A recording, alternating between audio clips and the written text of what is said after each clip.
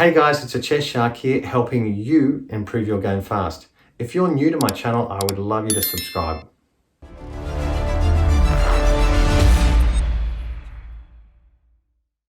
So in this video, I show you a sneaky trap to set up the 2-move checkmate. It's really cool. Check it out. So the 2-move checkmate is the quickest checkmate in the game, but it doesn't happen very often because black is relying on white to make these two foolish opening moves, pawn to f4 and g4, queen comes down to h4, checkmate, game over. But there is a way for black to set up this pattern. So this move sometimes happens, not a common move, the bird's opening. If you see them make this pawn to f4, you can offer up a little pawn on e5. White takes. You push your d pawn forward to d6. White takes again.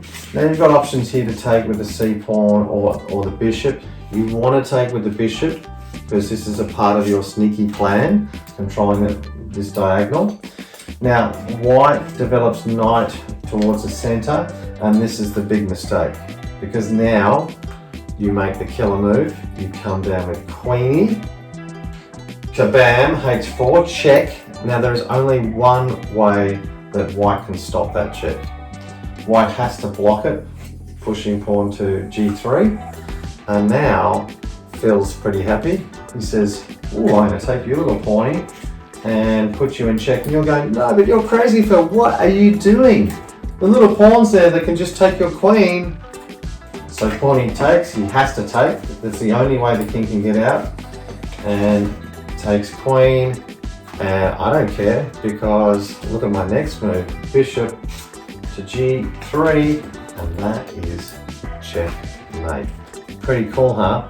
Again, not common, but you might get away with it with a beginner player. Alright, thanks for watching.